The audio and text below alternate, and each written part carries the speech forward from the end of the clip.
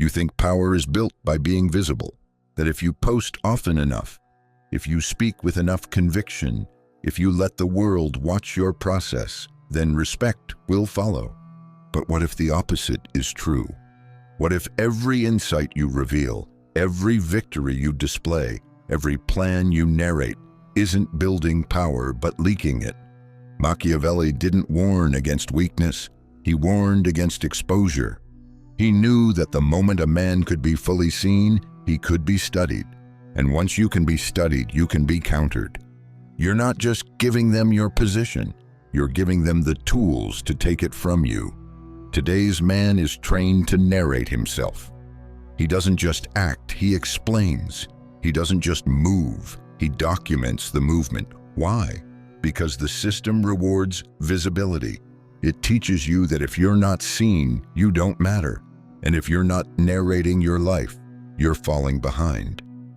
So you begin to talk. You share your plans, your mindset, your ambitions, not for strategic effect, but for emotional relief. And the more you share, the more seen you feel. But the more seen you become, the easier you are to map. Visibility creates an illusion of control, when in truth, it's the most traceable state a man can occupy. Because once others understand you, they stop fearing you. And when they stop fearing you, they start preparing for you. Machiavelli didn't operate in a digital world, but he lived in one just as brutal. In Florence, reputations were currency, and predictability was death. Power belonged to those who concealed their intentions, not out of shyness, but because exposure is a weapon that works both ways. The moment others know where you stand, they begin calculating how to move against it. This is the hidden tax of expression. Every detail you share becomes part of someone else's strategy. And in a world where most men are speaking, the ones who withhold, even slightly, become uncomfortably powerful. Not because they're hiding, but because they're unreadable. Most men don't overshare because they're bold. They overshare because they're anxious. They can't tolerate being misread, so they correct. They can't stand ambiguity, so they clarify. They confuse transparency with strength, when really it's just a need to be understood. But here's the truth. The man who needs to be understood has already surrendered leverage. He's not operating from vision.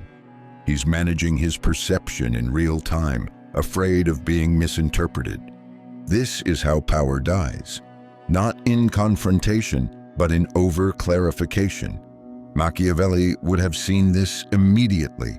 The compulsion to explain is not a flaw of style, it's a failure of restraint. Because once you explain, you anchor. And once you anchor, you remove your ability to adapt. The truly dangerous man is not the one who says nothing. He's the one who can sit in the tension of being misjudged and feel no need to correct it. He knows that silence creates pressure. That misunderstanding creates space. That misdirection, when chosen, is not deceit, it's design. The man addicted to explanation is not operating, he's reacting. And no reaction-based identity survives conflict. So here's the pivot. Stop thinking of silence as avoidance. Start seeing it as control, because power doesn't require recognition. It requires containment, and the man who cannot contain himself will never contain a room. There's a deeper loss than strategic vulnerability. It's the collapse of internal distinction, the moment you no longer know where your private reality ends and your public image begins. Most men who perform visibility don't realize what it's costing them, not just tactically, but personally. Because when you externalize your process for too long, you stop building identity and start building a brand. Every shared insight becomes a loop. Every declared intention becomes a cage. And slowly your instincts atrophy under the weight of public expectation. You don't move from clarity anymore. You move from anticipation. You ask, how will this be perceived? Before you ask, does this serve my outcome? And Machiavelli would name this for what it is, the erosion of sovereignty. Because a man governed by perception is no longer self-possessed. He's already compromised. It starts subtly. You announce a goal, people cheer, you share a breakthrough, people validate. And now, even in solitude, you're imagining the reaction. Your inner world has been hijacked, not by enemies, but by the audience you invited in. What began as authenticity has become surveillance, voluntary, addictive, hollow.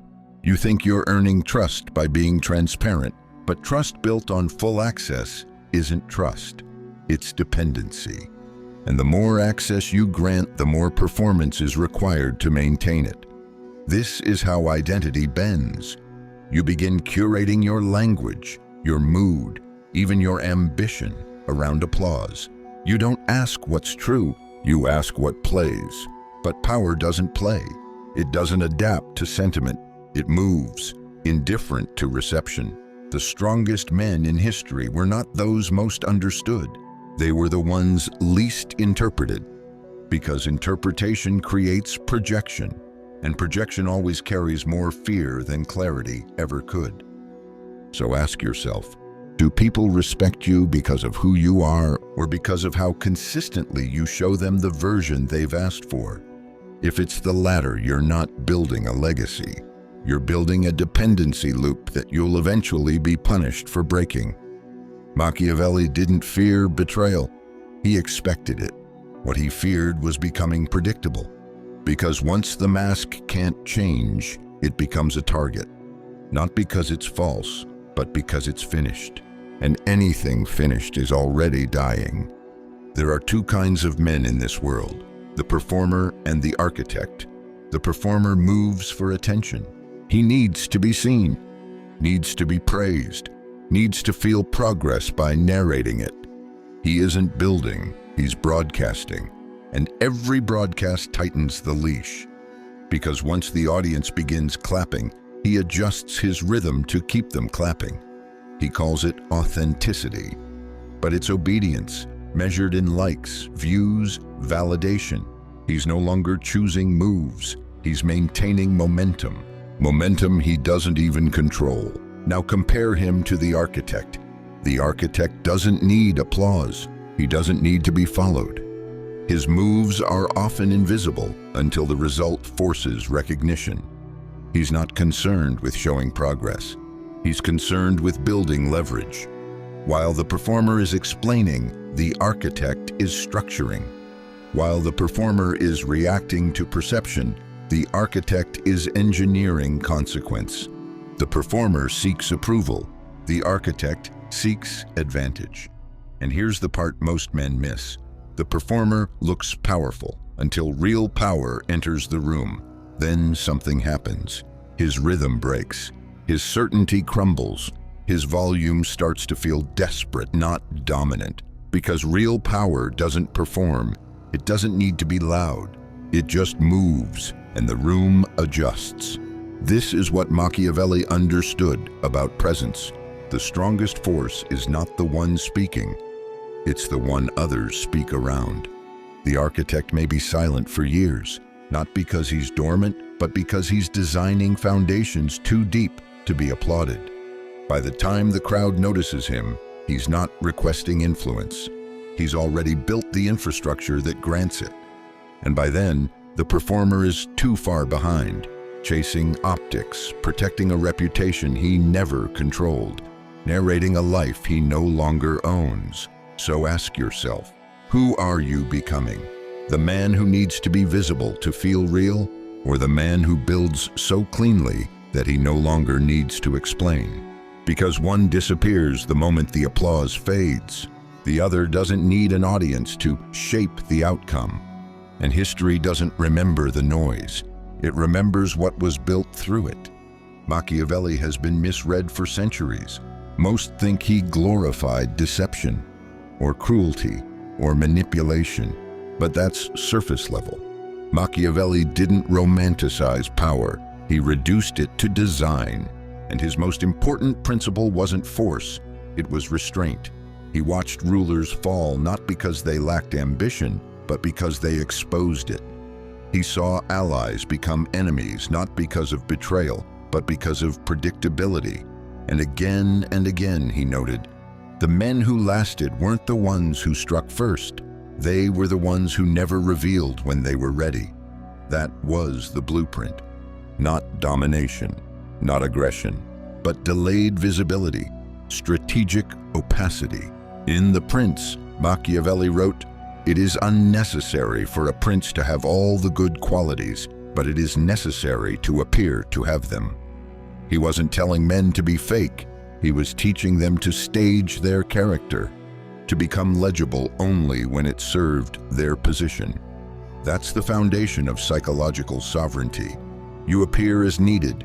You reveal only what disarms. You speak only when silence has finished its work. And when the strike comes, no one knows it was coming because you gave them no warning signs to track.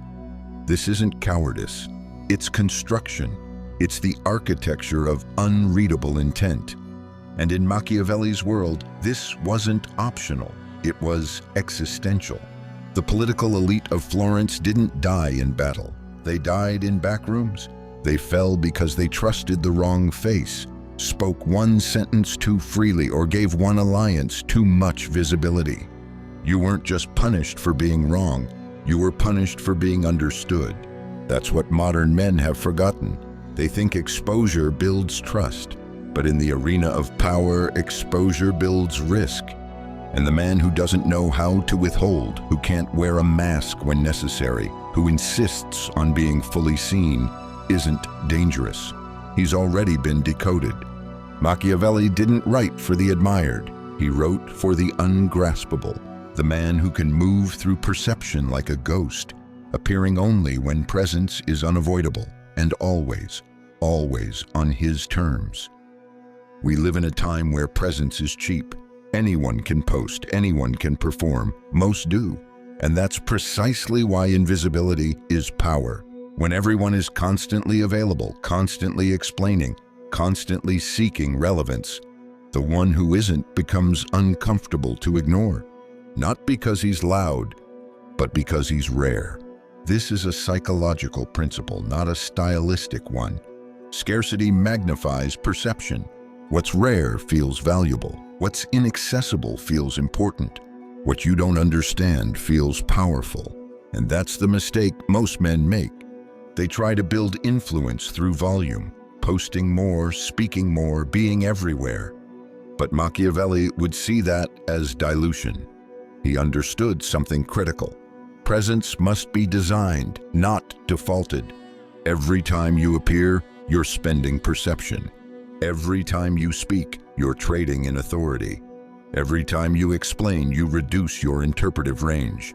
Because clarity closes imagination, and imagination is where power multiplies.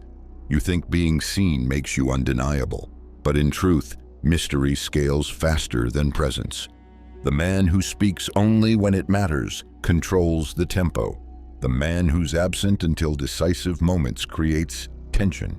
The man who isn't constantly available becomes a reference point in every room he enters. He creates gravity, not noise. And that's what Machiavellian power actually looks like. The emperor behind the curtain, the operator who moves boards others don't even know exist, the strategist who withholds his intention until there are no counters left on the table. This isn't about hiding. It's about becoming deliberate in how and when you are perceived. Because once you are seen too often, you become expected. And once you're expected, you're explainable. And once you're explainable, you're easy to manage. So invert the model. Don't compete for attention. Create absence that builds tension. Design your silence as a signal, not of retreat, but of pressure. The most dangerous men are not unknown. They are partially known, just enough to unsettle, never enough to decode. That's scarcity, that's control, and that's how perception becomes a weapon. Legacy is not what people remember about you. It's what continues moving because of you, long after your name fades. And that kind of legacy isn't built in the spotlight. It's built in silence. The modern man thinks legacy is performance, that if he's not documenting the process doesn't count. He confuses visibility with permanence. But the truth is simple. What you display will fade. What you structure will endure. Look around. Most men are racing to be known. They chase platforms. They chase virality. They chase their own reflection in digital glass. But what they build, if anything, is fragile. It only survives as long as people are watching. Machiavelli wouldn't call that legacy. He'd call it addiction. Because the moment your relevance depends on attention, you've forfeited authorship over your future. You're reacting. You're maintaining image. You're sacrificing effectiveness for emotional currency. But the men who shaped history didn't narrate their process. They engineered outcomes that they weren't followed for their presence. They were respected for their consequences. The general doesn't explain the war plan. He wins. The founder doesn't announce every move. He restructures markets. The man who truly builds legacy does so quietly, because his work speaks in ways his words never could. He understands that time is the only honest witness, and time doesn't reward the loud, it rewards the consistent. So here's the paradox. The less you're seen in the moment, the more you shape what comes after it. The crowd may not notice the architect while the structure is rising, but once it's built, when it casts shadow, when it withstands storms, then they ask, who made this? And by then, it's too late to contest him. That's legacy. It's not volume, it's durability, not attention, but architecture. And if your work demands applause to matter, it will not outlive you. So stop asking, who's watching? Start asking, what will remain when no one is? Because only one of those questions leads to legacy. The world doesn't fear noise, it adapts to it. What it fears is the move that arrives without warning, the strike that comes with no signal, the consequence that lands before it's been announced. This is where power lives, not in presence, but in timing. Most men want to be seen rising, but Machiavelli understood. The only rise that matters is the one no one saw coming, because once they see your ascent, they begin preparing for your fall. They watch, they mirror, they sabotage. But if you rise in silence, without narration, without applause, without explanation, there is no counter. By the time they recognize what you are, it's already done. This is why real power doesn't speak. It doesn't ask to be understood. It doesn't defend itself from misunderstanding. It lets others miscalculate, waste energy, posture, and then, when the path is clear, it moves. And when it moves, it doesn't ask for permission. You must understand this. Your silence is not passive. It's not the absence of opinion. It's the containment of force until that force can no longer be denied. Most men spend their energy explaining their potential. They showcase effort. They rehearse impact. But the man who holds, who waits, who speaks only when the moment breaks open, he doesn't need interpretation. He imposes understanding. Machiavelli didn't write for the admired. He wrote for the enduring. And endurance requires one thing above all, restraint that is lethal when released. So hold your edge. Withhold your plan. Delay your words until they don't persuade, they conclude. And when the moment comes, don't ask, don't explain, don't warn. Move, let the result speak where your voice stayed silent. Because in the end, the most powerful man is not the one everyone watches.